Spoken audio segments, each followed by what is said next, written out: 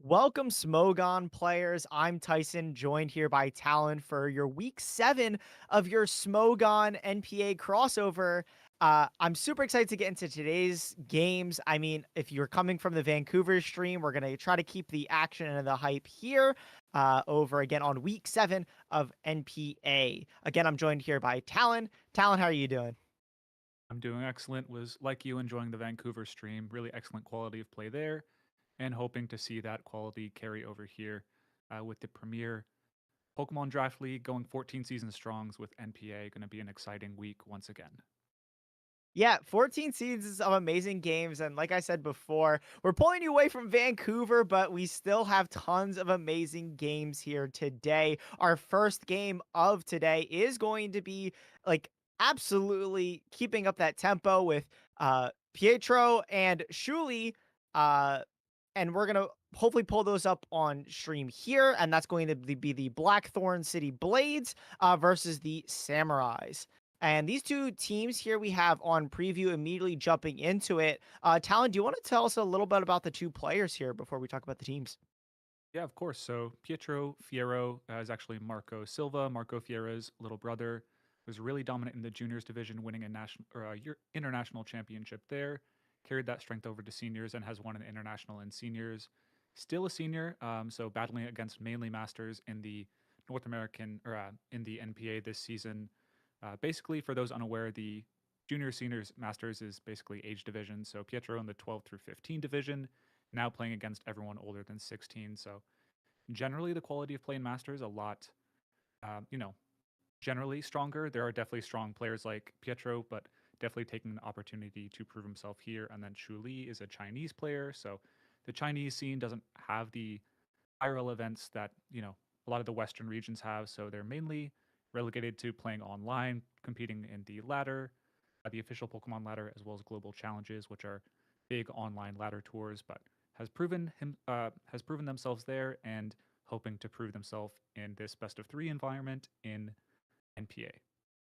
Yeah, absolutely. And I think that's always the coolest thing about I feel like I say this every week I'm on, but NPA like has such a potential to showcase these kind of matchups that you'll never get to see anywhere else in like most regional tournaments. Maybe you get to see them at Nats, but you're able to kind of force almost these pairings of these players, as you kind of mentioned before, like Pietro not being able to play in Masters. You This is literally a matchup you would never see.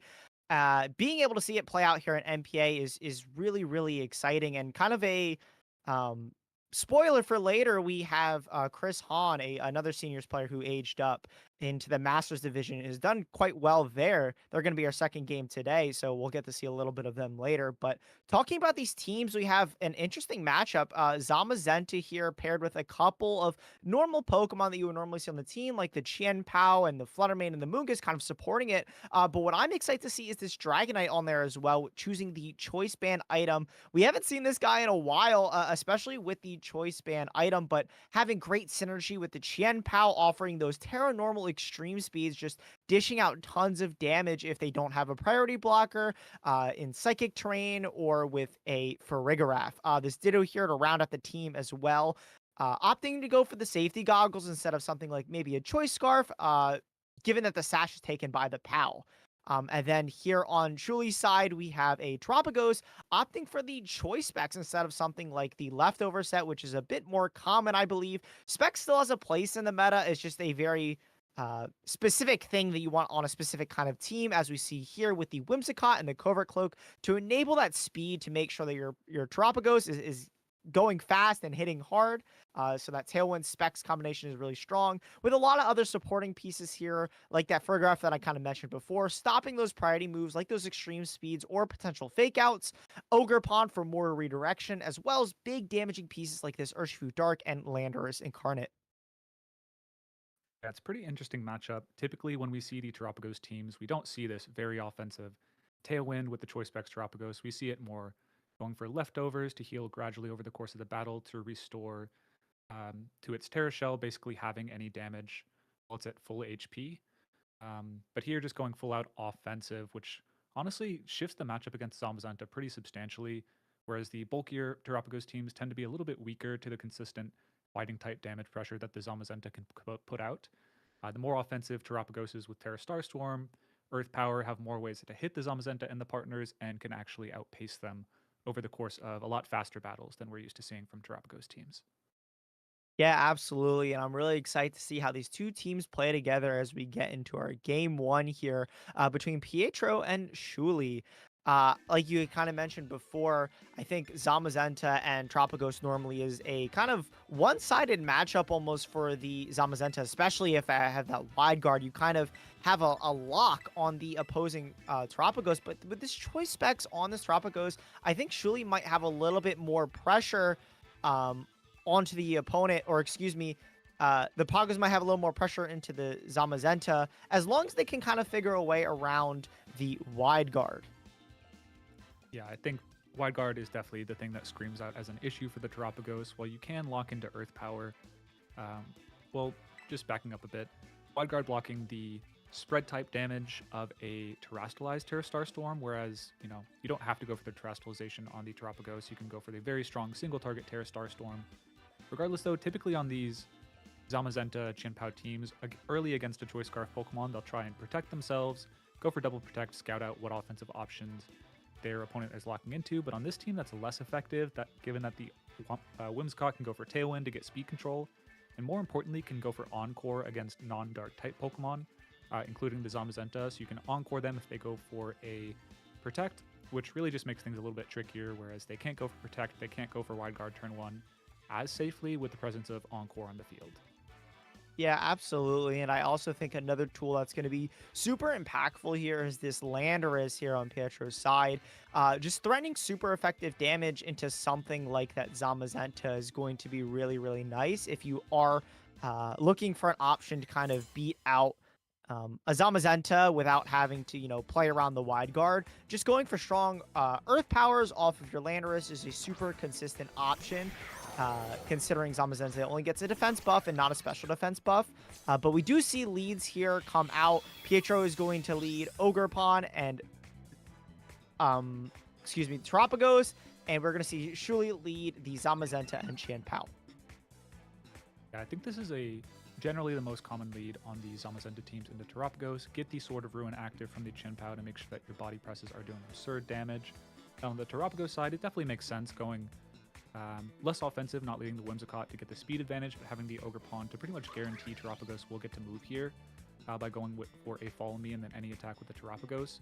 One interesting thing we have to look out for, though, is the speed interaction between the Zamazenta and the Chien-Pao. If a Zamazenta is invested heavily in speed, it'll even outspeed a max speed Ogerpon Heart Flame form. However, if the Zama has chosen to go a little bit bulkier, it gives the opportunity for the Ogerpon to move first and potentially strike very powerfully with a Terra Fire Ivy Cudgel next to Sword of Ruin, which would potentially even knock out the Zamazenta, or it would at least get pretty close. But getting off to the start of the turn, we see a Terrestrialization from Terapagos. Yeah, and this Terrestrialization is going to boost up the power of all Tropicos' attacks, as well as the choice specs that we know this Pokemon to have. A Protect here comes out from Chien-Pao, this Ogerpon, I believe, going for a Follow Me to redirect any sort of body presses that you kind of mentioned before, redirecting that damage as Poggos can't Protect. And this body press comes out and is not able to pick up a knockout there. And this Earth Power is going to fire off into the Zamazenta, which didn't choose to Terrestrialize, but it hangs on through the Terrestrialization and the choice specs, which is super big here. Yeah, very key survival, but really excellent play, just getting that initial damage down into the Zamazenta. Oftentimes, that Pokemon will pretty much just persist through most of the battle near 100 or like 75% HP, and it becomes a real nuisance to clear later. Getting that Earth Power off early means that anything in the back can knock it out at any point in the battle. However, even though you did get that victory that turn, you are low on your Ogerpon. Any attack from the Chien-Pao will clear out the Ogerpon.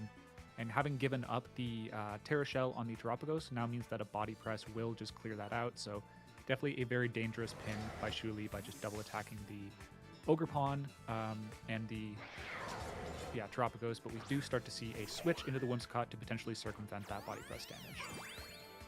Yeah, and I like this a lot here. Also going for the Follow Me, knowing the Ogerpon is going to go down regardless. So kind of sacrificing it. Knowing that if you Spiky Shield, maybe you don't want to keep Ogerpon on the field. Kind of getting that free swap into something like the... back into something like the Terapagos. So being able to knock out your own Ogre Pawn there, or redirecting the Icicle Crush that you are knocked out, getting in this potential free swap into either Landorus or Terapagos, resets yourself to lock in a new move, or, you know, go on the offensive with Landorus and still kind of get to choose your moves there. Yeah, I think we see just the general power of the Zamazenta there, doing over 50% to a resisted target with the combination of the Dauntless Shield defense boost and the Sword of Ruin being active. We see Landorus take the slot of the KO'd Ogre Pawn instead of the Terapagos, which is pretty key. You have a little bit more flexibility with the Landorus, although you are very susceptible to a knockout from the Chin Pao. Could be a kind of tricky spot where, yes, you can go for wide guard, Tailwind, and just knock out the Zama and bring the Chin Pao down to Sash, but, you know, susceptible to a wide guard in that situation. Otherwise, the Chin Pao is just really going to take an easy knockout into the Landorus slot this turn. Yeah, and this Tailwind is going to come out here from the Whimsicott, raising the speed here for Pietro here, as the wide guard doesn't come out, and a Sandseer Storm is going to knock out the Zamazenta and bring that Chin Pao to Sash. If this Icicle Crash is able to land into the Landers, though, this could be just a trade. I believe still in the favor of Shuli, as Pietro is now down to their last 2 Pokemon. Yep, easy knockout there. Shuli chooses to go a little bit more offensively, or rather, Pietro goes pretty offensive that turn, takes the maximal amount of damage that turn, gets the KO on the Zamazenta, which now frees up the Terapagos to lock into Terra Starstorm without any fear of wide guard in future turns, if that's what Pietro chooses to do. We do see the Dragonite very excitingly coming out, so yeah, definitely shakes things up here. Yeah, and Dragonite, as we kind of talked about before, is going to offer a lot of damage here with that Choice Band. Because the Chin Pao is still on the field, something like a Terranormal Extreme Speed or even an Outrage, if you want to go for it, could be super damaging here to this Terapagos, and considering Pietro really doesn't have anything else to switch in now, any damage that is going to be on this Pagos is not really going to be redirected anymore by the Ogre Pawn, as this Chin Pao just goes for a Protect, wanting to keep around that Sword of Ruin boost as long as possible. Extreme Speed just going into the Whimsicott, knocking it out, making sure that you're not able to damage it with any Moon Blasts or any cheeky Encores later, even though it's Choice Band. The Terapagos here is going to fire off an attack. That Terra Stellar Starstorm, that's a tongue twister, going off here into the Dragonite. Yeah, gonna secure a pretty clean 2-hit KO, and with Tailwind up and Protect on the Chin Pao, you're now primed to take another one. However, the combination of Sucker Punch plus a Extreme Speed with the Sword of Ruin active is going to do a big chunk to the Terapagos very easily. We're actually seeing a Terrestrialization come out. Going to assume that's the Dragonite to boost that damage output to pretty absurd levels with the Terranormal Choice Band Extreme Speed, but very telling, honestly, that the Chin Pao went for a Protect in the previous turn. Might tell us that just getting this double priority might be enough to lock up the win for Shuli in the back without even having to stall out Tailwind, but the damage output is maybe gonna... Oh, wow. Oh, wow. And Terapagos, I mean, showing that even without the bulky leftover set, is still able to eat the hit. I was not expecting that to live the double up, but Shuli still has one more Pokemon in the back, and I think with that, as long as it's faster than this Terapagos, I think you should be fine. I mean, there's maybe a world where it's a Moongus, and if you can fish out for like a critical hit to one-shot there, but I think Shuli should have this game wrapped up. The really interesting play, or not interesting, but really smart play. Okay, it is just the Flutter Mane. So with the speed booster here, assumably with the Icy Wind and Thunder Wave is kind of telling of the set. You're going to get a speed boost here, and you're going to be able to go for just a Moonblast and knock out. But Shuli made a really smart play that I want to talk about a little bit, was where the Dragonite... Oh, the Tailwind is still up and is actually going to be faster here than the Flutter Mane. Totally my bad for forgetting that.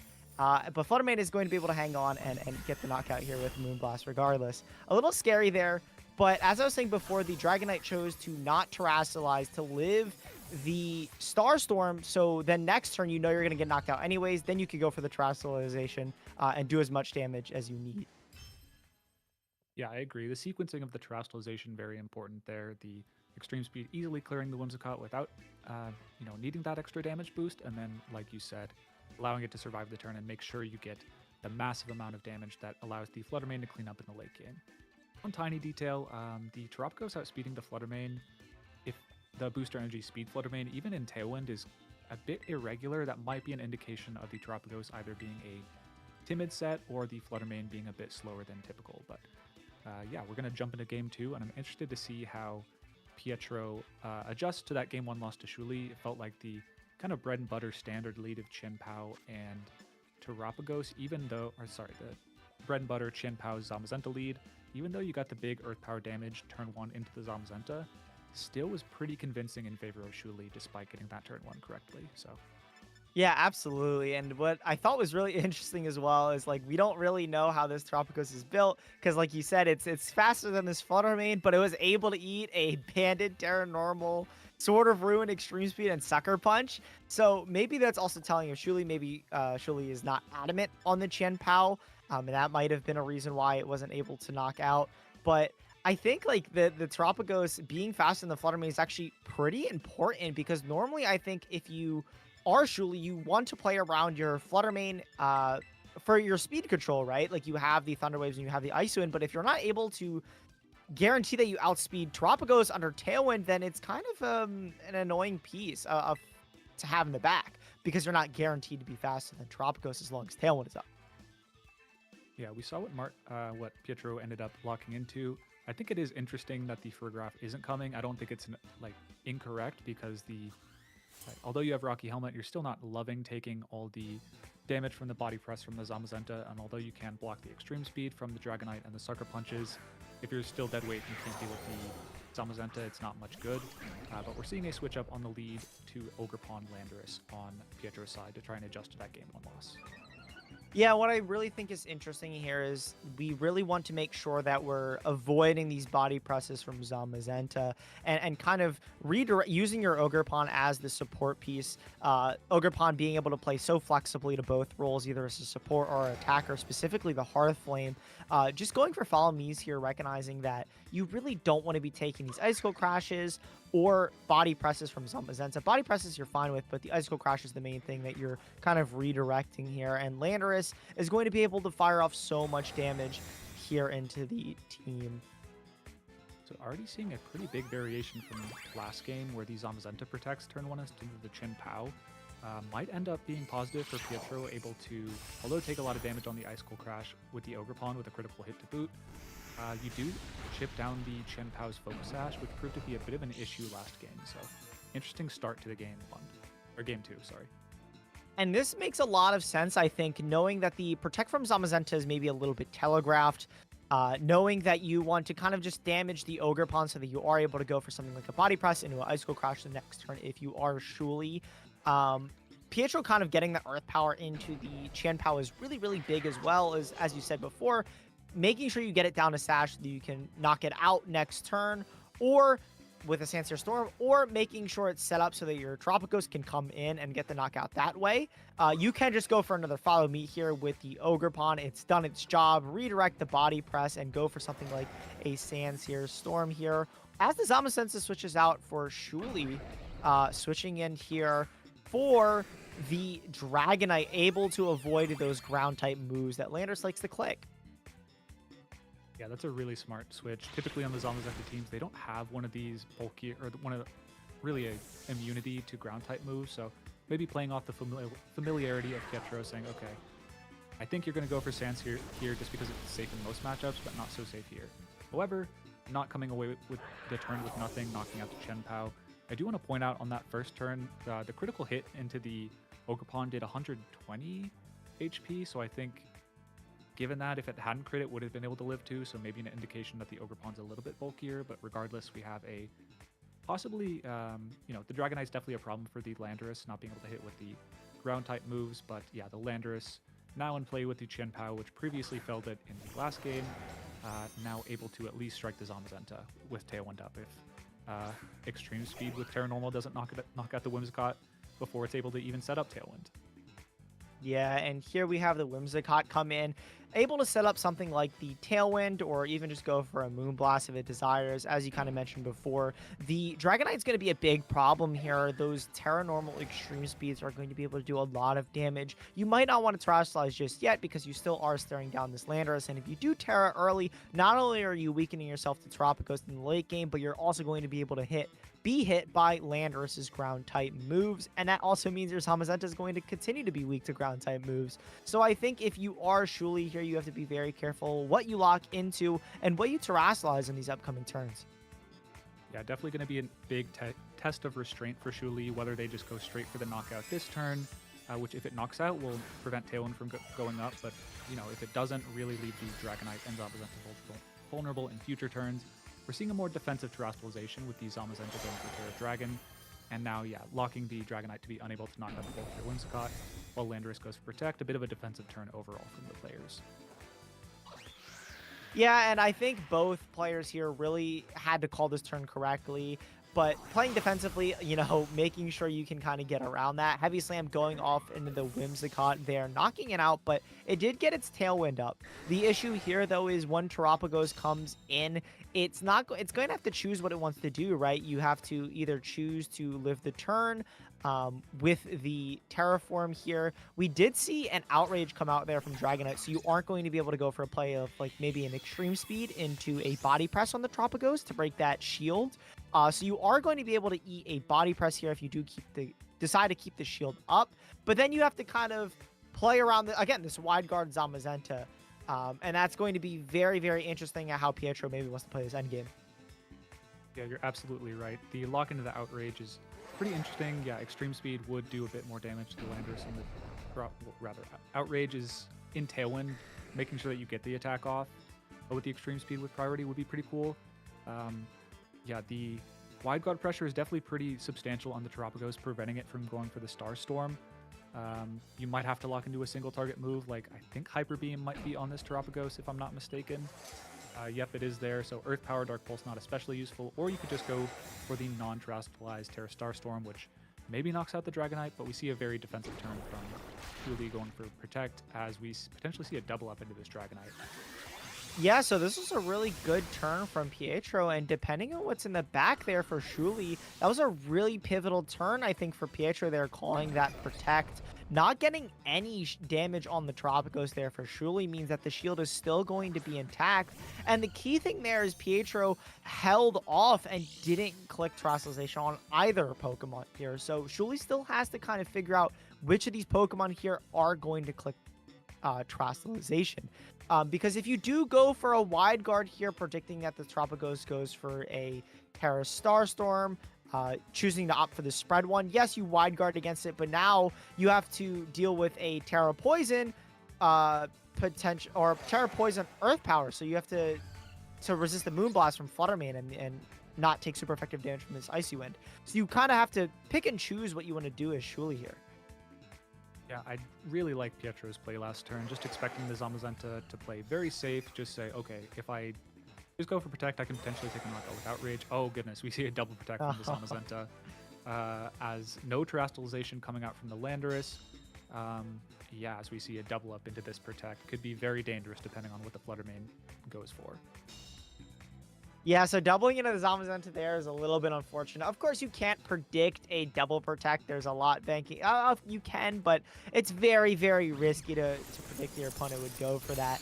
Icy Wind there going into the Landorus is going to be super effective, but not knocking it out, but more importantly, removing that shield from Terapagos. And now your Body Press is going to be threatening a lot of damage into this Terapagos unless you go for something like the Terastallization here. Yeah, this is a really rough spot, because while the Fluttermane was being outsped by the Terapagos previously in Tailwind, after the Icy Wind has hit both Pokemon, it's going to be really close, but I'd really expect the Fluttermane to be outspeeding and getting another Icy Wind off, after which you can just go for a Body Press to easily clear out the Terapagos with its Terra Shell cleared. So it went from a very, very favorable position for Pietro on a 33% double Protect chance has now become very, very difficult to worm his way out of, outside of maybe another, some Icy Wind miss or some other really important stroke of luck here. Yeah, absolutely. And I think what's also interesting here is because even without Chien-Pao in the field, this Body Press is going to be doing so much damage. You're kind of forced to Terastallize here. Maybe if you were the call mindset, you could just maybe hope your Terapagos bulks it out.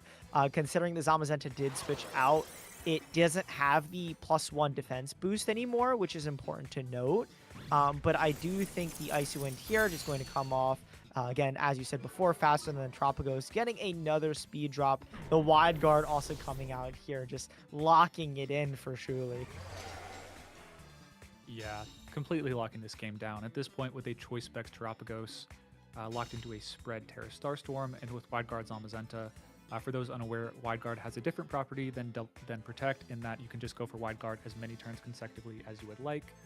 Really makes things near impossible for Pietro if Shuli just continually hits Wide Guard for the rest of the match, as Fluttermane continually goes for Moonblast to chip the Terapagos down, which seems to be what Shuli might be going for in this late game. Yeah, and not going to be as long of a game to maybe watch as I thought. Moonblast actually doing a sizable chunk there to the Terapagos. I forget how weak Terapagos is without all those Calm Mind boosts that we typically see. Pietro playing for the out, though, hoping maybe that Shuli just slips their finger and doesn't click the wide guard as they don't, and just, being confirmed being fast or clicking the body press. Yeah, that's definitely a tough way to lose the game. I really did like Pietro's adjustments in the second game. It really brought things where, you just had the Zamazenta essentially pinned down, having wasted its Protect and two really strong special attackers ready to knock it out. But unfortunately, Pokemon is, of course, a game of luck sometimes where you have to know when to go for a unlikely win condition, and Shuli identified that perfectly and happened to roll lucky that game to close out a Swift 2-0 versus Pietro Fiero in NPA week 7. Yeah, and congratulations to Shuli there for taking the 2-0, but also well played to Pietro for, again, as you said, playing for what was a really annoying matchup, I'd say, for most Terapagos players, especially the Choice Specs version. Again, not even having Protect, not even having that option to kind of play defensively around it, kind of having to click your offensive buttons a little smarter than the opponent. But without further ado, we're going to get into our second game of the week. We're not stepping off the gas one bit as we jump into our team preview here for both of or team sheets for both of our players here. And that's going to be Darts versus Mastrata 89 or Ruben. Yep. So as Thaison previewed a little bit earlier, Darts is a bit of a younger player in the Masters division. Had a regional championship, I believe, last year in the seniors division, and has now progressed. Is already making top 8, top cut, doing really well at the Masters division, regional championships as well as international championships. Also able to make it in day 2 there. So absolutely no slouch despite his age. And then Ruben, I believe, won his first event, first live event, or maybe it was a second, but the Bologna special event before converting in the same Regulation G format to a top 16 at the World Championships with a very similar Calyrex Shadow team. And then we have a Terapagos team on Darts' side. When you look at this matchup, the Terapagos and the Calyrex Shadow, Thaison, what's kind of jumping out to you between these two teams that might sway how this typically goes, with the Calyrex Shadow generally having a worse matchup into the normal type Terapagos? Yeah, so normally, as you said before, Calyrex Shadow kind of struggles into the Pagos. Maybe that's the theme of today, is just matchups that aren't supposed to be winnable. This Terapagos here, though, does have the Calm Mind instead of the Choice Specs, as well as the Scream Tail. This is kind of the normal version of the team. I've seen a couple of people opt to run Fluttermane over the Scream Tail for a bit more speed control in like Icy Wind and Thunderwave. But this Scream Tail here offering the Encore Disable is going to be kind of annoying against Ruben, making sure that they're not able to fake you out as hard as you can fake out them. As we know, that's kind of the Tropicos play style, is you bring in your Incineroar, fake out, Calm Mind, Protect, Parting Shot, switch in your Rillaboom, fake out, go for another Calm Mind, and kind of set up, especially against these Calyrex teams. They can't really do anything against it. But this Calyrex Shadow team has Nasty Plot, which if you're able to get in the right position, and if you're able to position your fake outers better, maybe you can kind of get a Nasty Plot or two and kind of do some damage to this Tropicos, because you do have something like Psychic. You also have your life orb on here, so you're going to be doing really good damage to rest of the pieces here on Darts' team, as well as a Sing Clefairy. So if you have no matchup, just click Sing, right? Like if you could put something to sleep, if you could put the Terapagos to sleep, if you could put either of the Fake Outers to sleep, that's going to be super huge. And then what's really interesting here on Ruben's team is the last piece is this Raging Bolt, which I feel like we don't really see, but it also just makes a lot of sense. I think normally in that last slot, I I feel like you maybe see a Flutter Mane, but Raging Bolt makes a lot of sense here as well. Opting for the Terra Electric, you're going to be able to do a lot of damage to something like the Incineroar and the Rillaboom with both the Dragon Pulse and the Thunderbolts. Just another special attacker able to do lots of damage to everything that isn't the Tropicos with buffs. Yeah, absolutely. The Raging Bolt generally quite useful against teams with Urshifu. Darts being one of the few teams in the metagame without a Urshifu Rapid Strike. I do think the Urshifu Rapid Strike on Ruben's side going to be critical in breaking these Terapagos, basically just early game, trying to focus damage down as it is the main damage dealer on Darts' team. So just chipping it down with Psychic. Definitely key to note that it's not Draining Kiss, which can sometimes fail to bring the Terapagos out of the leftovers grassy terrain combination to heal back up to it to full HP to activate its Terra Shell again. But yeah, just early game attempts from your Ruben to knock that Terapagos low. So later in the game, the Urshifu Rapid Strike can clean it up with a close combat. But yeah, going to be an interesting match. I think we are okay to head into the actual match itself now, though, as we see Darts in team preview versus Ruben. What do you think that in this game one with a general matchup advantage with the Terapagos, you would expect Darts to go for in this match? I think in most games here, if you are the Tropicos player, you do want to lead it just so you can start getting those Calm Mind boots, especially against like a team like Ruben's, right, where you have the advantage already against the Calyrex Shadow. You do have to be careful of something like a Fake Outer plus Urshifu, threatening super effective close combat damage. Of course, you have that Terra Shield, though, to kind of eat that initial close combat. The following ones are after the shield is broken is really what you have to worry about here. But as we see here from Ruben, we have Incineroar and Calyrex Shadow as Darts leads Incineroar and Terapagos. Yep, we see the Incineroars, twin Incineroars plus restricted led against one another. We're going to see an interesting breakdown of how the Intimidates activate in relation to each other. So yeah, we see Darts' Incineroar activating Intimidate first, having no influence on the opposing Calyrex, but limiting the damage output of the Incineroar a little bit. But really just indicating that Darts, if he wants to go for that, is free to go for Fake Out into the opposing Incineroar, confident that he is moving first, unless it is, of course, a speed tie. But what do you... Yeah. Yeah, so I think that's also super impactful there. Knowing that you're faster than the opposing Incineroar is kind of really big because you can use that information against your opponent, but Ruben just doesn't care and goes for Fake Out anyways as Psychic goes off into the Terapagos here, breaking its shield. A really interesting play that Darts made was kind of hoping that Ruben wasn't going to click Fake Out, maybe switch out that Incineroar, hoping that you can maybe get a free parting shot or a knockoff here. Ruben is going to have to take a little bit of chip from the Rocky Helmet, but I think he's largely fine with that because you're able to stop Darts' Incineroar here from doing anything like a knockoff or a parting shot. Tropicos is going to be able to get a Calm Mind here, but actually takes a decent chunk from that Psychic. So you are going to have to be very mindful of that if the Calyrex here does want to go for something like a Nasty Plot very soon, or just go for another Psychic. Yeah, definitely very offensive gameplay from Ruben so far. Hasn't gone for a Nasty Plot despite having the opportunity to do so. Psychic chipping the Terapagos down even lower. Probably not susceptible to a double up from the Incineroar given it is intimidated, but definitely in range for the next Psychic.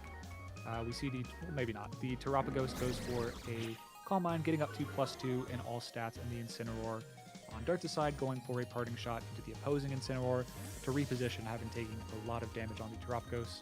Thus far, definitely needs to bring in something to strengthen the position a little bit, as it is the Overpawn Cornerstone, with access to the Follow Me to redirect any of the single target attacks from the Incineroar and Calyrex, while the Terapagos is immune to the Ghost-type Astro Barrage from the Calyrex. So overall, took a lot of damage there, but might have come out on top in terms of positioning, with the Terapagos not +2, threatening tons of damage, and the Overpawn on the field.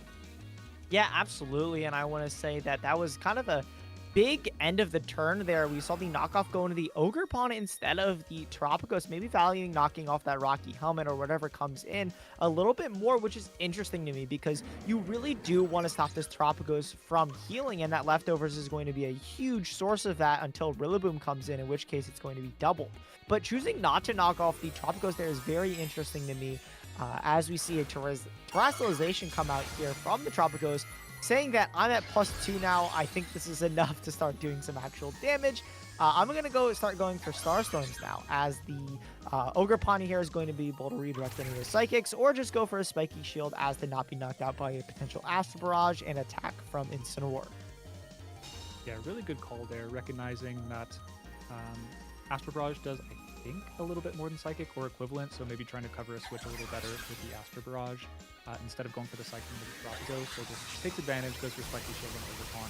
We see Terapagos at +2 special attack, going on the offensive, but still just shy of knockouts on the Incineroar and the Calyrex, as its special attack and special defense are actually going to get dropped by a parting shot from the Incineroar. Interesting to note that because of the Psychic special defense drop, and now a special attack drop, basically the second Calm Mind has been nullified. We are back to a single Calm-Minded +1 special attack and special defense Terapagos, but yeah, calling that Astral Barrage and allowing the Ogerpon to come away from the turn unscathed, definitely very favorable for this next turn if the Ogerpon can take a hit from the opposing Calyrex. And that is going to be the big thing, right? If you are able to live the turn, that would obviously be ideal. But what I think is even a better play that Darts maybe can make is switching in the Incineroar here. Knowing that the Urshifu is most likely going to go for a close combat, you can kind of mitigate that, as Surging Strikes with the critical hits is going to ignore those Intimidate debuffs, but something like the close combat is going to be affected by a -1 that Incineroar would provide here with Intimidate, as we do see Darts go for that play. This also covers for if some reason Ruben decide to attack into that slot, the Rocky Helmet would punish Urshifu quite a bit, even if it does go for a close combat or Surging Strikes into this slot. Calyrex here, or might go for a Astral Barrage, I think, like you said before, with the Life Orb. Assuming that you knock out the Ogre Pawn, you could just go for CC, but the Terra Stellar kind of canceling out that Intimidate that Incineroar is set here on the field. It's really going to be up to how Darts EV'd his Terapagos here to see if it lives the double up. Psychic, I think, doing way too much, though. As you kind of mentioned, that -1 that happened before was maybe a little too much here, but I think as well as with the Terra Stellar, this Terapagos maybe did stand a chance. Yeah, I think Ruben kind of learning from his mistake in the previous turn. Instead of going for the Astral Barrage, which can't hit the Terapagos, just covering for the Ogerpon, not going for Follow Me by Psychicking the Terapagos slot, and following up with a close combat with Terrestrialization to KO, regardless of how bulky the Terapagos is trained, if an Intimidate comes in. So takes that knockout. The Calyrex Shadow Rider surviving after the Life Orb chip of damage, and is only going to get healthier now with the Leftovers on the field. So yeah, definitely unfortunate that the Restricted went down on your side and the opposing is still just living by a bit. But the Rillaboom on the field is now pressuring knockouts onto at least the Calyrex, and yeah, doing a lot of damage to the -1 defense Urshifu. Yeah, absolutely. But now that Terra Stellar is used on this Urshifu, that means the close combat isn't going to have that boost anymore, and only the Surging Strikes will in the future. The Calyrex going for a Protect here, as well as the Urshifu just avoiding Fake Out and avoiding a Grassy Glide into the Calyrex there. But you Darts opting for U-turn there just to get a switch out in case the Calyrex decide to switch out, or you get a knockout if it does stay in. Incineroar also not able to get past that Protect. This next turn can be very interesting from Ruben here. I think even though you have Rocky Helmet on this Incineroar, with the Terra Stellar, you are pretty freely able to just go for an attack with Calyrex. I think you'd much rather keep something in the back a little bit more healthy. You could save it for later, but there's not really anything else that you want to use it against. If you are Ruben, the Incineroar is going to be resisting it. But instead of opting to switch out the Urshifu here. Yeah, pretty interesting. The Urshifu would have at least survived one turn due to the Focus Sash on it, but we do see that Urshifu switching out, preserving its health and attacking power for later in the battle as Incineroar switches in. Not going to save the Calyrex from the powerful Grassy Terrain priority boosted Grassy Glide into it, taking a knockout, finally getting rid of that Restricted. as a Will-O-Wisp falls onto the Fire type Incineroar switch in, with Fake Out pressure now being active on the Incineroar. So now, yeah, that Fake Out pressure being active is definitely really important as the Urshifu comes in. Most VGC players dream of this situation, fresh Fake Out in the field, and a powered up Urshifu ready to start, doing what Urshifu does. Yeah, absolutely. And I think that switch actually does make a lot of sense from Ruben there, covering for something like potentially a Grassy Glide. You know this Incineroar has the Rocky Helmet on it still, so if you do decide to go for the Surging Strikes plus a Grassy Glide, the Rocky Helmet and Grassy Glide definitely would have been able to, get past that Focus Sash on the Urshifu. So Ruben was most likely playing around that, but no Fake Out there from the Incineroar, just letting this Grassy Glide go out, and Surging Strikes is going to go into this Incineroar here. So this is the play that would have happened last turn. You're going to kind of have to hope you live the turn, which I think you maybe barely do with a sliver of health.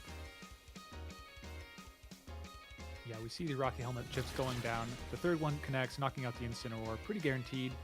But it's going to be determinate based on the Rocky Helmet. Yeah, that ends up taking a knockout. So, yeah, really interesting play from Ruben, deciding to prioritize another attack on the Incineroar instead of going for Fake Out to stop any damage onto the Urshifu that turn. We see the Urshifu fainting, and we finally see the Incineroar has gone for. It does have Flare Blitz, could have gone for that. Yeah, it is going for Flare Blitz into the Rillaboom.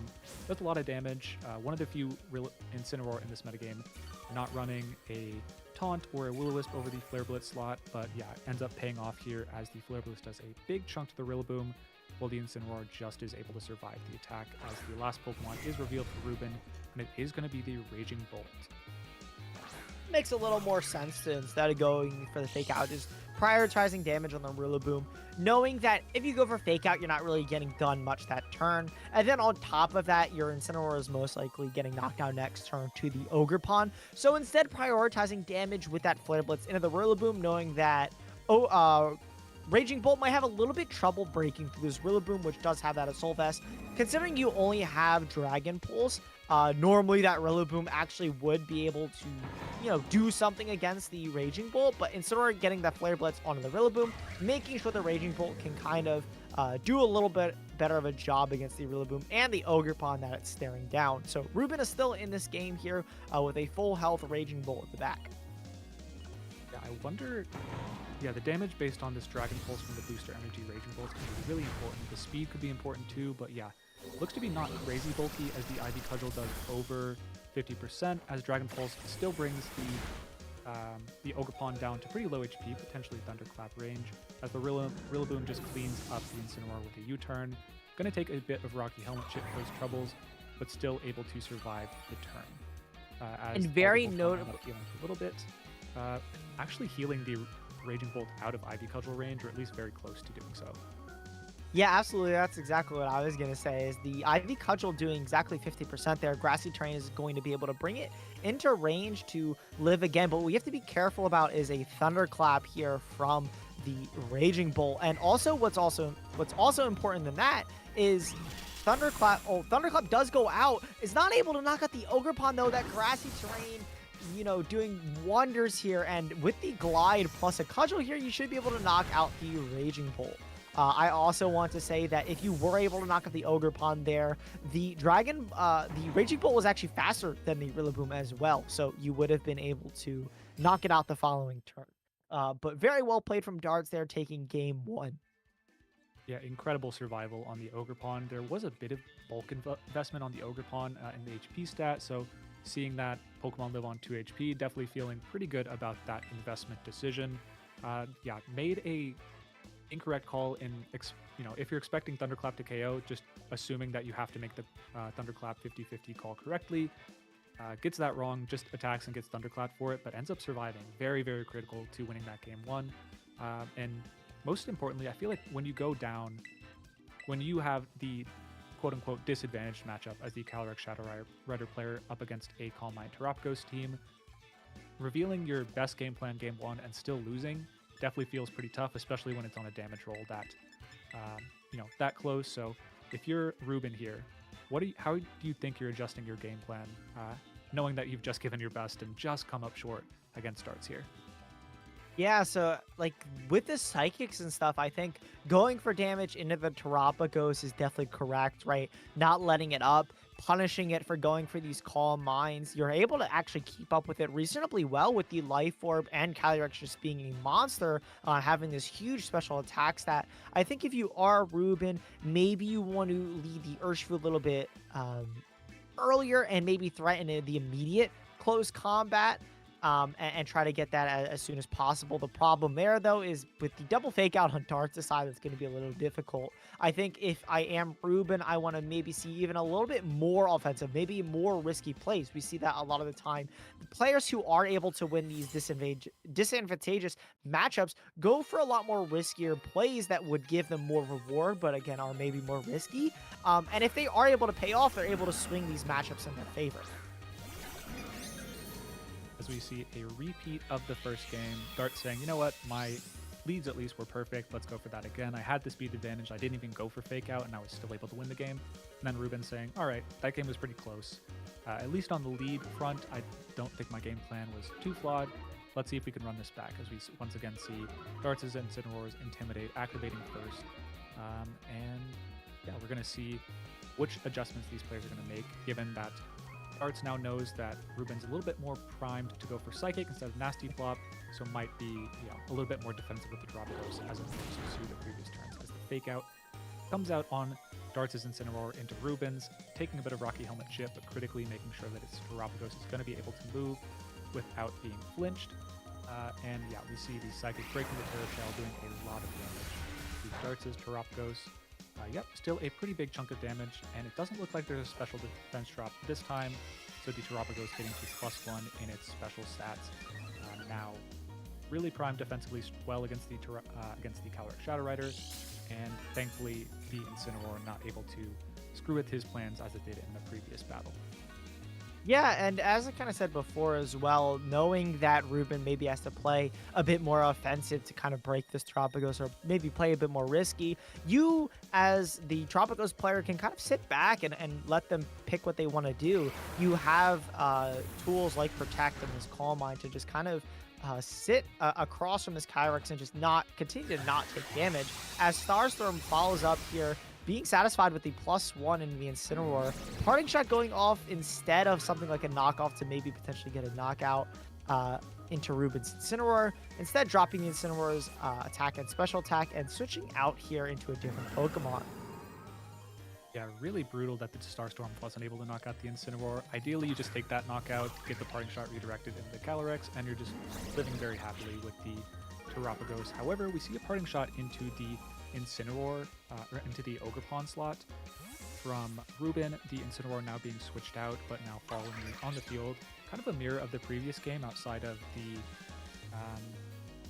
in terms of the positioning, but we now see the Urshifu come in with the, there was no knockoff into the Ogerpon that turn, which means that the Sturdy is still active, as opposed to the previous game where the Sturdy was broken and the Calyrex was a big threat.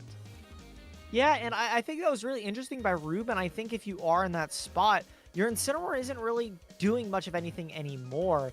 Like, if you're able to get a Flare Blitz later, you can kind of get yourself in that position again, and you can maybe hope that the Thunderclap gets a higher roll if you want to play the exact same game, but you weren't able to break Sturdy here on the Ogerpon this time, and this Leftovers on Terapagos is going to continue to heal Darts' Pokemon more and more each turn. And again, this is without the grassy terrain, which isn't even on the field yet. A Terastallization coming out here from Darts, changing that Terra Starstorm into a spread move here, and at +1 is going to be doing a lot of damage. Yep, we see the Terastallization going to be targeting to both Pokemon, and we do see a Protect from the Urshifu, so Focus Sash will remain intact this turn, as the Calyrex Shadow Rider going to be attacking. Ogerpon going to protect the Terapagos from any Psychics, but we do actually see the Psychic come out. Ruben expecting potentially a spiky shield, wants to cover for that, or just wants to make sure that he is getting Psychic damage into the Terapagos. If no Follow Me comes out, Terra Starstorm coming out at +1, going to do a lot of damage to the Calyrex Shadow Rider.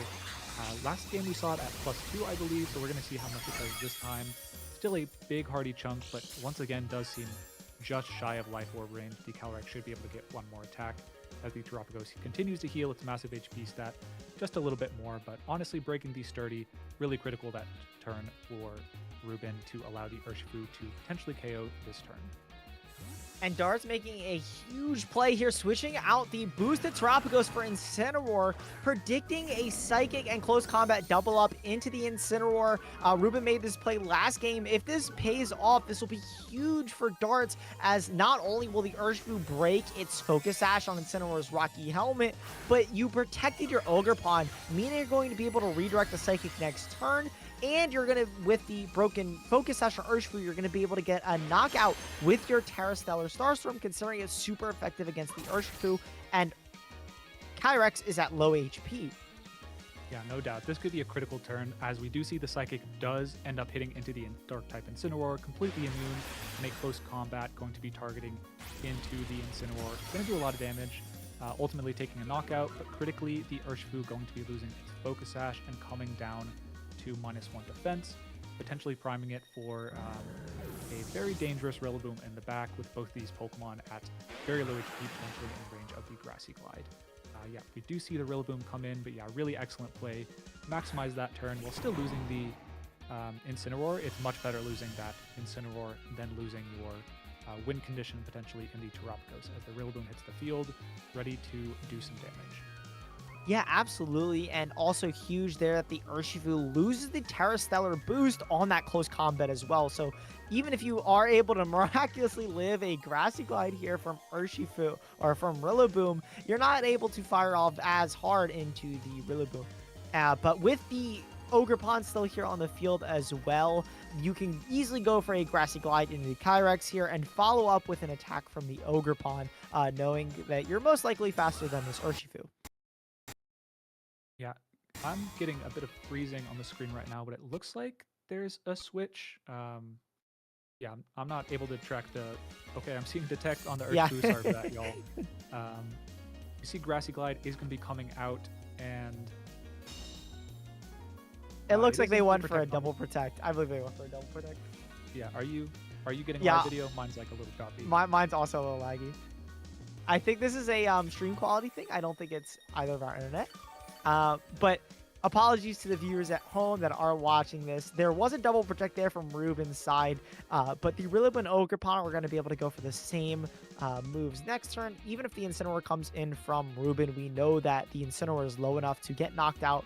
Maybe not by the Grassy Glide, but definitely by an attack that Ogerpon would throw off. Yeah, interesting. Yeah, double protecting purely for the leftovers or the grassy terrain healing on the Calyrex, which if an Incineroar or Intimidate comes on the Rillaboom, might be enough to allow the Calyrex to survive and get a Master Barrage off.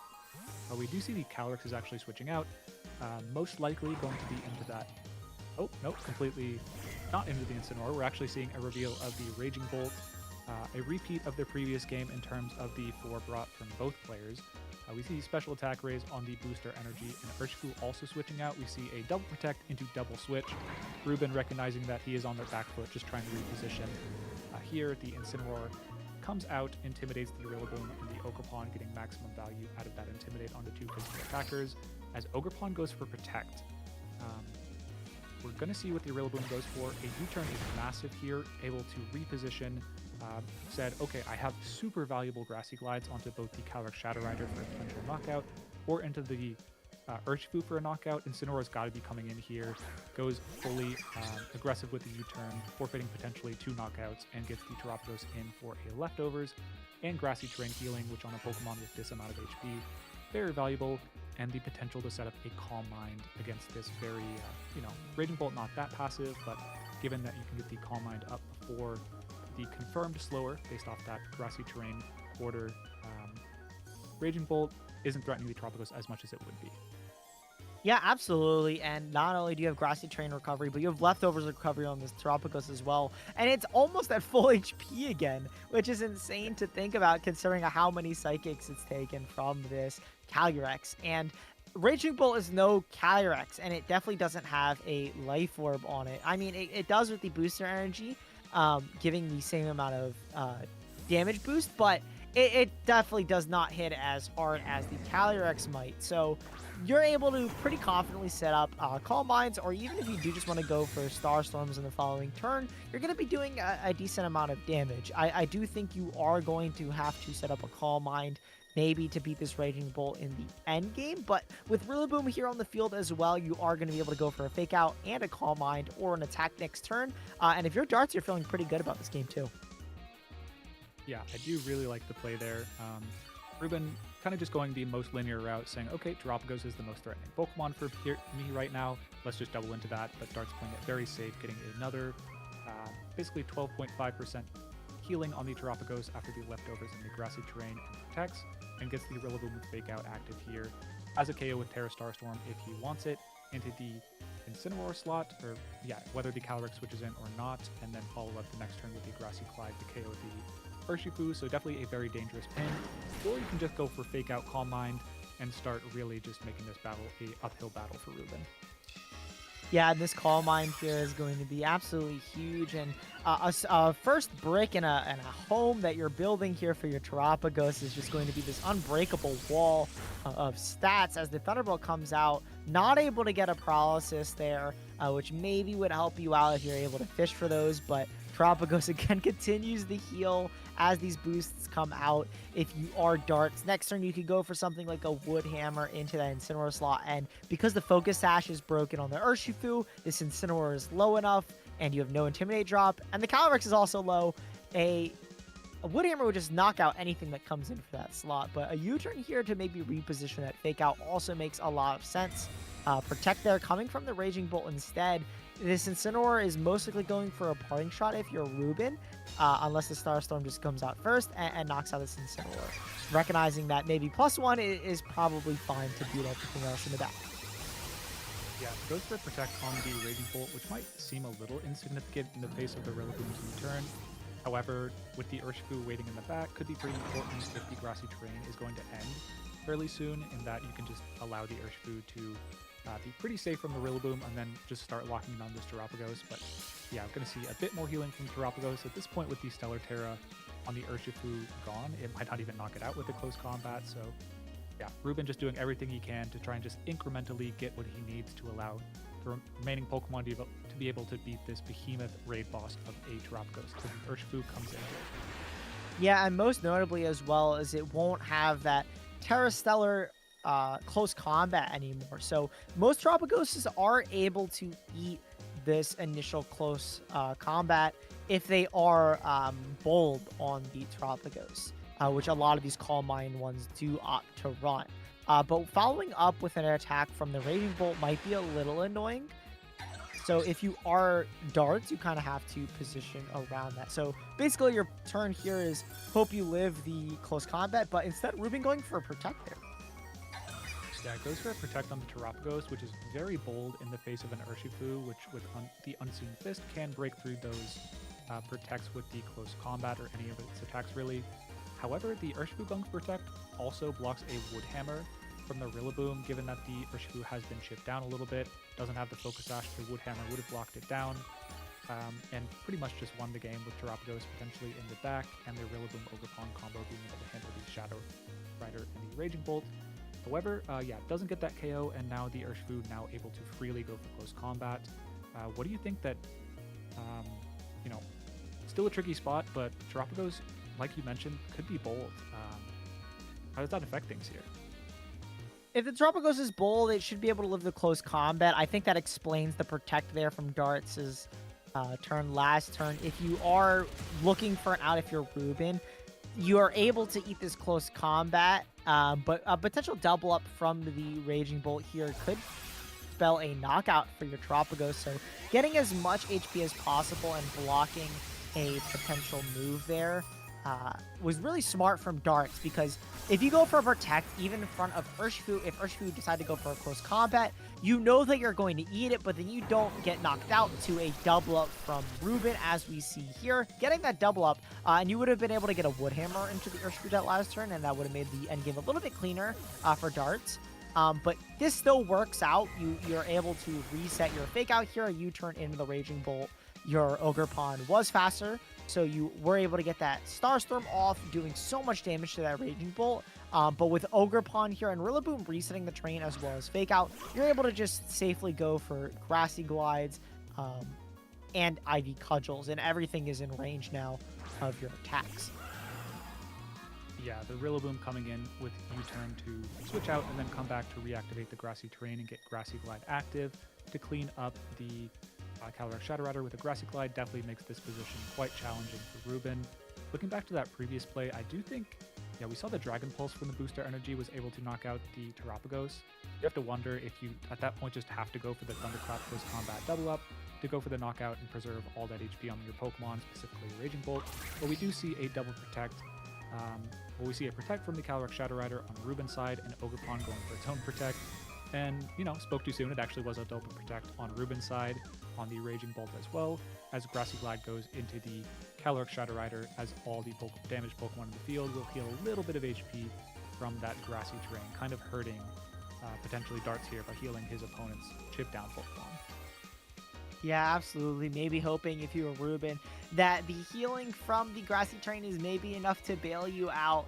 But hopefully with here, Calyrex does get the double protect there. So maybe, again, playing for that grassy terrain recovery out, if you are able to get it, could be kind of big, as an Astral Barrage would definitely do enough to knock out this Ogerpon and do a decent chunk to the Rillaboom. That really is, I think, Ruben's out here, though.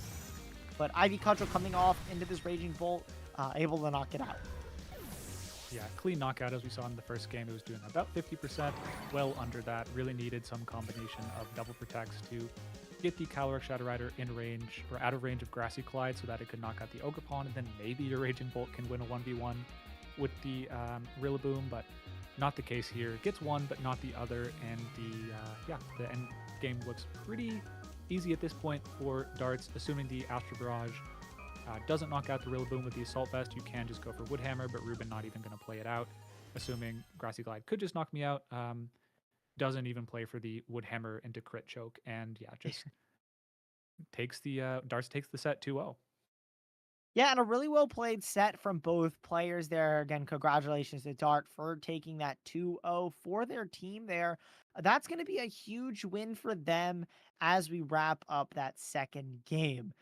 Super, super exciting. Again, we kind of saw this is two times now where we saw this advantageous matchup kind of take it 2-0 for both of our games so far today. So I'm kind of excited to see in maybe our third game for today what's gonna happen and if it's another disadvantageous matchup. Yeah, definitely interesting. I think that is, for those uninitiated with this regulation, Regulation G of the VGC is a very polarizing metagame in that you have to pick one restricted Pokemon, one of these essentially cover legendaries or, you know, sub color, sub cover legendaries. And because you can only pick one, you're playing with one Pokemon that's at an absurd power level, and the rest of your Pokemon are a little bit weaker, meaning that if your overpowered Pokemon is naturally weaker into your opponent's overpowered Pokemon, you don't have the typically the team building resources to cover that weakness that well, as opposed to other VGC formats. However, there are most players at this point in the metagame have found ways to circumvent that and figure out ways around their trickier matchups. But at the highest level, it can definitely still be challenging playing up against those polar matchups that aren't in your favor, which is kind of why we've seen these, although very close and well played matches. The margins there are so thin that having a natural advantage can kind of just set you a bit too far behind and lead to a 2-0. Yeah, absolutely. But as I kind of alluded to before, we are going to be jumping into our game three here, our last game for week 7. Let's dive into our players first, though. Talon, if you want to explain us, we have Snow versus TTT. Absolutely. So Snow, one of the most storied Japanese players, is one of the few that actually plays in a lot of Western tournaments, whether it be the Victory Road tournaments or the NPA. Has typically been one of the stronger players in the NPA and is one of the most sought after draft picks. Doing well so far this season with a 3-3 record. Not carrying the team as typical, but still a force to be reckoned with on the ladder. And then we have TTT, who is a player that was really strong in the IRL circuit pre 2022, but seemed to be taking a bit of a break. But I believe in the past has been an NPA MVP going, I want to say 8-0, somewhere between 8-0 and 10-0 in the early portions of the tournament. So two extremely storied NPA players battling it out here for the Twin Leaf Tycoons for Snow, and then Celestic Stars for TTT. Yeah, and as you said, like, or as we kind of said before, is NPA being able to show off this high level of talent of people maybe who are on break or don't get to play in the American circuit where most people are watching.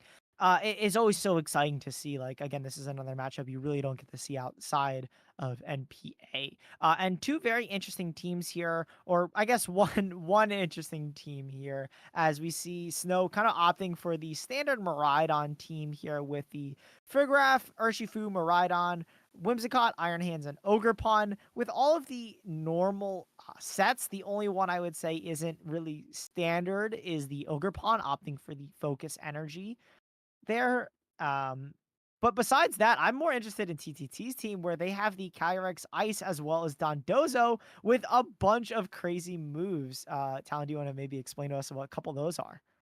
Yeah, definitely. So Sneasler, for those unaware, very, very uncommon in this format of VGC. In previous formats, it's been pretty dominant, but in this one, it can't really keep up, especially well with the very powerful restricted and legendary Pokemon, particularly Urshifu, just being able to drop it with Surging Strikes, regardless of whether it's running a Focus Sash. But here, running a fake out coaching support set with a lot of dangerous physical attackers on the team in Dondozo and Calyrex Ice Rider. Calyrex Ice, one of the strongest physical attackers in the format, and then Dondozo, already extremely menacing to knock out when it already just has its commander boost from the Tatsugiri. Adding on an additional defensive and offensive boost with the coaching can be very scary. And then we have a fairly standard Raging Bolt and a Landorus incarnate form with the Choice Scarf, which can be very dangerous for opposing Miraidon teams, threatening really powerful Earth Power and Sludge Bomb damage into the most common Miraidon Terra Fairy type.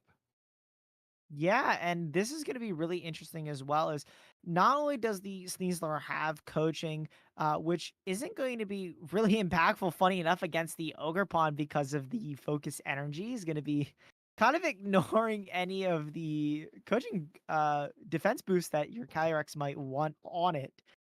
The other reason coaching isn't as impactful maybe is the Miraidon is, attacking for special damage, so the Kyrex defense buffs that you would maybe get from coaching aren't going to be as impactful. A lot of interesting choices here, as you kind of mentioned before. The counter and the miracle on Tatsugiri are sticking out to me. Maybe if you can survive an attack with the Sylvester and Terra Steel, we can get a cool turn into the Miraidon with that. But I'm just very excited to see how this plays out, and I just want to jump into our game one here to see exactly how that is. Yep, we'll jump right into it. I do think, yeah, on TTT's side, the presence of the Landorus and particularly the Sneasler causes a lot of complications for the Miraidon teams, which are generally, in my opinion, favored into the Calyrex Ice teams, just being able to knock it out with a Draco Meteor or Electrodrift if there's no redirection on the board. But generally, the Choice Scarf Landorus is effective against Miraidon, asterisk, if you get the Terastallization call correctly, with the Sludge Bomb doing a lot of damage if it goes to Terra Fairy. But if you go for a ground type move expecting it to stay electric, you won't take a knockout. The Sneasler actually introduces the potential to double up with a ground move and a Dire Claw if it is a modest neutral nature Miraidon. The Jolly Sneasler naturally being able to outspeed, I believe. So yeah, that could be a fold that Snow is a little less familiar with. Definitely the advantage for the player with the less familiar team or the less conventional team is that against a more conventional team, Snow's being pretty similar to the World's winning team, you have a lot more experience and they kind of don't have a set game plan against you while you have the set game plan and experience advantage against them. Yeah, and what's really cool is, as you kind of mentioned before, the Landorus, if you are able to get the Terastallization correctly, does do super effective damage to the Miraidon there with its ground moves, or if it does, go for the Terra Fairy with the poison moves. And then I think being able to cover it very well with that Sneasler is very, very nice. Something like a Dire Claw Sandseer seems pretty safe if you are TTT here going into a potential Miraidon lead from Snow. So I'm really curious to see here what a lead looks like from the Cali Ice team here is, considering you have a lot of different modes that in the Dondozo or the fake out Trick Room mode. You have lots of different ways you can play this, I think. But we see the Calyrex and the Sneasler come out here and the Miraidon and Urshifu from Snow. Yeah, a very aggressive lead going for the fake out plus the Calyrex Ice Rider. Um, I wouldn't say aggressive. Generally, fake out's pretty good against Miraidon, if not for the presence of Armor Tail Farigiraf, which will block any priority moves when it's on the field, being a real nuisance for fake out on Calyrex Ice Rider teams. If the Farigiraf is able to switch out or switch in with the Armor Tail, then the fake out is completely blocked, and you've left your Calyrex open to potentially an Electro Drift. As Snow flashes, the back Pokemon Farigiraf is in the back, so definitely a pretty critical turn 1 here, depending on whether that Farigiraf comes in and what the Sneasler and Calyrex decide to do on TTT's side. Yeah, and Farigiraf being a great pick here for Snow, being able to switch it in against a potential fake out from the Sneasler here, letting one of your Pokemon or enabling one of your Pokemon to do its job here. So if you do switch Farigiraf in here for the Miraidon, your Urshifu is going to be able to go for Surging Strikes into the Sneasler, most likely breaking through that Focus Sash and potentially getting a knockout. If you switch it in for the Urshifu, your Miraidon's going to be able to do a lot of damage. But either way, this Farigiraf is going to come in for a slot and get this defense boost from that Electric Seed, which is going to be super handy against something like this Calyrex Ice and even the Sneasler. The Sneasler not getting any sort of status there from the Dire Claw as the Surging Strikes does go out into the Sneasler slot, picking up a knockout. Yeah, it looked like Snow went for the safer of the two plays, guaranteeing some damage with the Urshifu as long as Dire Claw doesn't get active with a Sleeper Paralysis. As the Calyrex Ice Rider goes for a Glacial Lance, going to do a lot of damage, but given the Electric Seed, the Farigiraf able to survive the turn fairly well as the Urshifu tanks the Glacial Lance with Rune to spare, and Raging Bolt on TTT side comes in, but as we said earlier, Thunderclap, the Armor Tail able to block priority moves, so the Urshifu, typically faster than both of these Pokemon, should at least get one more attack off before it's knocked out by a Raging Bolt attack. What is interesting here is that you don't really have anything besides the Iron Hands and the Miraidon to kind of hit this Raging Bolt. Your Urshifu doesn't have close combat and instead has opted for Taunt, which is super helpful here in stopping this Calyrex from going for Trick Room and potentially getting an upper hand on you. But being able to go, or not being able to CC something like, or close combat something like the Raging Bolt is kind of annoying here, but something like a Protect from Calyrex here, and then choosing to just attack with the Raging Bolt would make a lot of sense from TT here. I think Snow playing around that, going for a Protect there on the Urshifu, as instead the Raging Bolt goes into the Farigiraf, knocking it out, using the electric terrain that Snow set up against them, boosting up that electric move, Thunderbolt. Yep, we see the Thunderbolt coming out. That was definitely a dangerous spot where if Trick Room comes up, the Miraidon's a bit threatened. However, it goes for a Glacial Lance into the Urshifu, maybe predicting some level of defensive switch, but doesn't catch it. Trick Room not on the field, and the Miraidon with the speed advantage against both of these Pokemon, now able to take the field and threaten massive damage with a Draco Meteor, probably knocking out both, or also has the option for a Terra Fairy Dazzling Gleam to knock out the Raging Bolt if it doesn't Terra. And then Calyrex pretty much just going to fold to any single target attack here. We do see the Armor Tail has been cleared, so Thunderclap a little bit more open onto the Urshifu slot, but yeah, going to be a question of what offensive move that this Choice Specs Miraidon picks and how TTT is able to react to that. And what's going to be really interesting here is what TTT is going to click, right? Because you do have the potential to just go for a Thunderclap and a Glacial Lance into something like this Miraidon, right? It either gets knocked out by the Glacial Lance from your Calyrex, and like you do the chip with the Thunderclap. But I think even if you Terastallize, because of the electric terrain, you're going to be doing a lot of damage to the Miraidon. And then Plush Glacial Lance would, I think, be enough to knock it out in most cases. But let's see what TTT logs in here. A very interesting turn is about to play out, I feel. A Terastallization Fairy does come out from Snow here, though, opting to go for that Terra Fairy Dazzle Gleam and removing that weakness to the Glacial Lance. But again, if this gets doubled up by something like a Thunderclap here, this could be very, very scary. But no Thunderclap comes out from the Raging Bolt as Dazzling Gleam fires off and is able to just knock out the Raging Bolt. Yeah, incredibly critical that the Raging Bolt also did not go for the Terastallization there. Otherwise, it probably lives that Dazzling Gleam and gets to answer back with a Thunderbolt into the Miraidon or any attack into the Iron Hands. Regardless, with the With the Armor Tail Farigiraf cleared out, you could have gone for a Thunderclap next turn, which with all the compounding boosts might have been able to knock out the Miraidon here.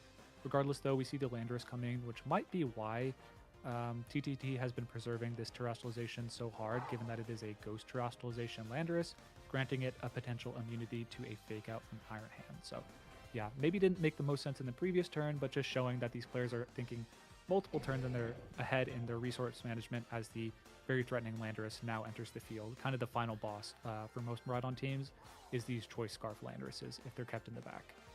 Yeah, and yeah, exactly as you said, right? So having those Choice Scarf Landers in the back, it's still, even though it's Choice Scarf here, and you are most likely going for this Terra Ghost here to avoid the fake out and a Sludge Bomb into the Miraidon because you are faster, you still have to be acknowledging the fact that you are locking in a Sludge Bomb against something like the Iron Hands here, which is not going to be doing as much damage. Yes, you get the super effective damage here into the Miraidon, but in the following turns, you're not going to be able to do as much. But going for Earth Power instead, realizing you don't want to lock into that, but unfortunately, that means you're not going to be able to get the knockout there, as Dazzling Gleam is just going to be really, really annoying, bringing your Landorus down to such a low amount of HP, and this Kyrex being in range of whatever Iron Hands wants to click. Kind of a tricky spot there where if you lock into Sludge Bomb, you take the Miraidon, but you probably can't knock out the Urshifu in the back, and then maybe you just lose that end game regardless. Goes for the Earth Power, which would KO most Miraidon, but we see this one is actually a max HP one, able to take that with just a sliver of health and answer back with a whole lot of damage on the on both of the Pokemon. We see the Urshifu switching in for the Iron Head slot, or the Iron Hand slot, as the Landorus finishes the job from the previous turn, taking the KO with Earth Power into the Miraidon. As I think also very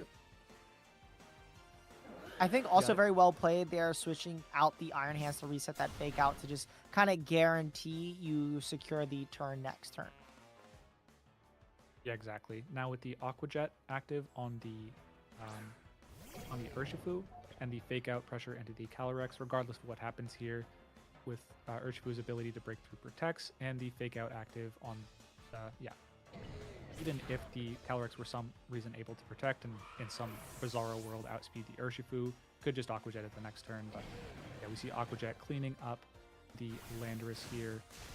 Yeah, double priority to clean up a pretty scary endgame, but yeah, the maximum bulk on the Miraidon coming in clutch for Snow there. That's a set that a lot of the really top players on Miraidon compositions have been favoring lately, just losing the speed in favor of the bulk, and it pays off pretty substantially here for Snow, taking game one against TTT in a definitely unfamiliar matchup.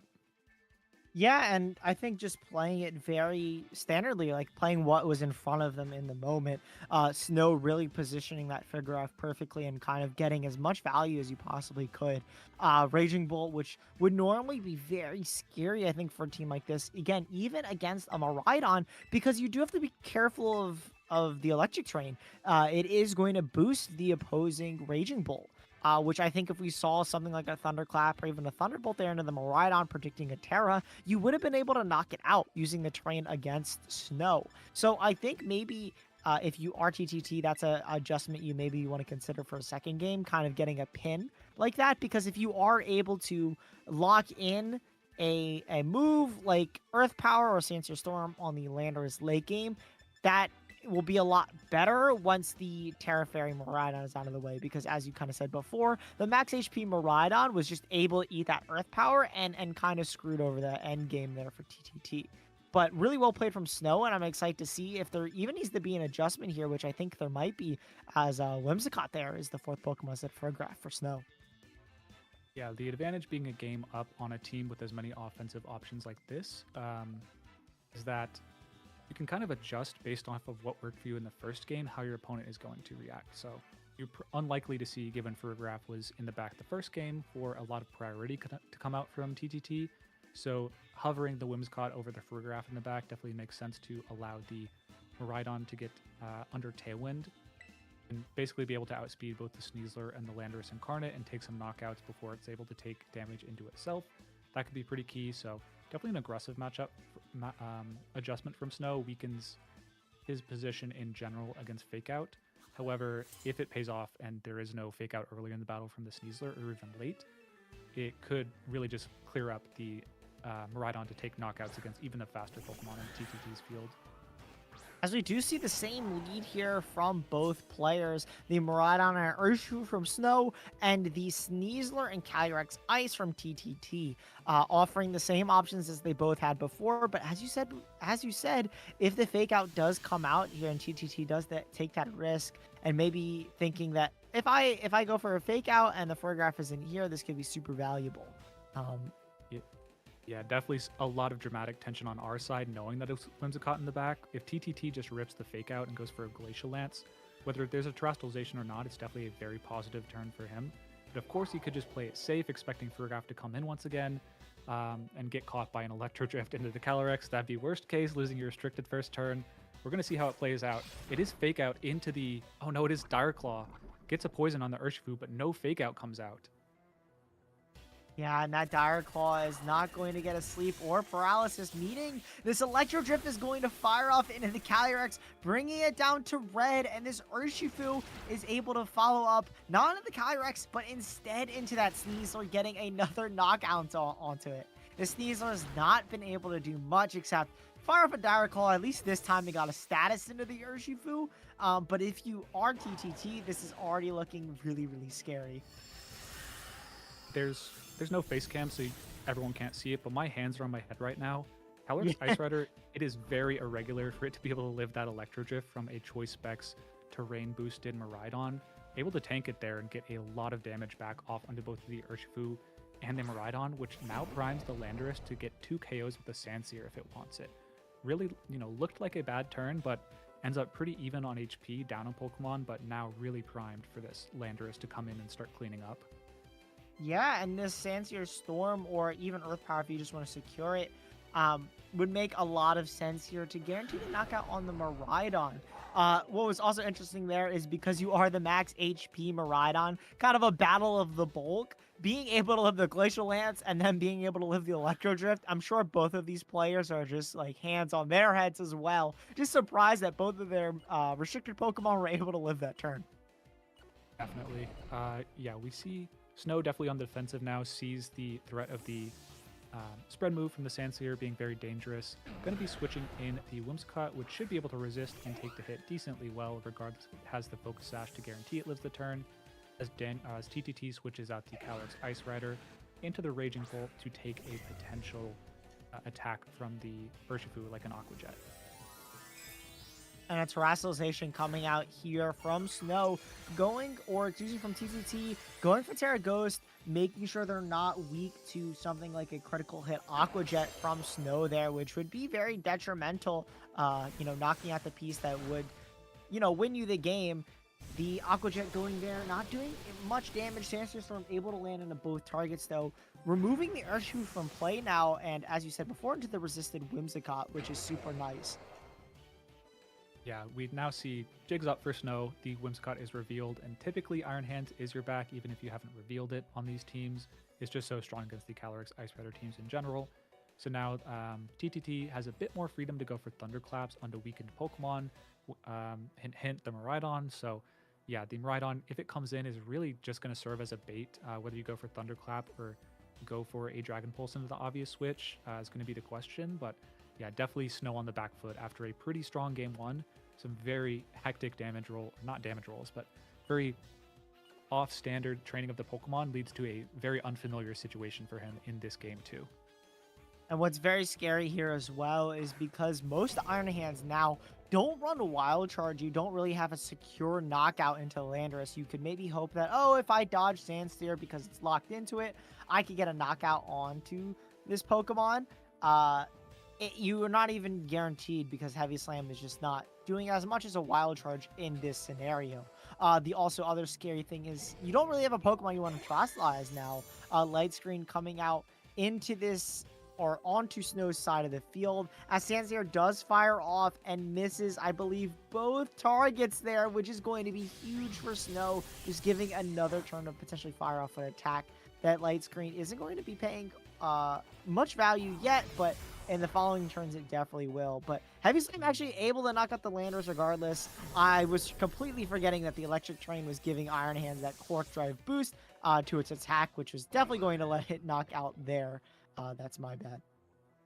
Yeah, I have to imagine that damage was going to be pretty close overall, but yeah, with no Sandsear, no value at all coming out from that Landorus this turn is really bad for the Calyrex Ice Rider.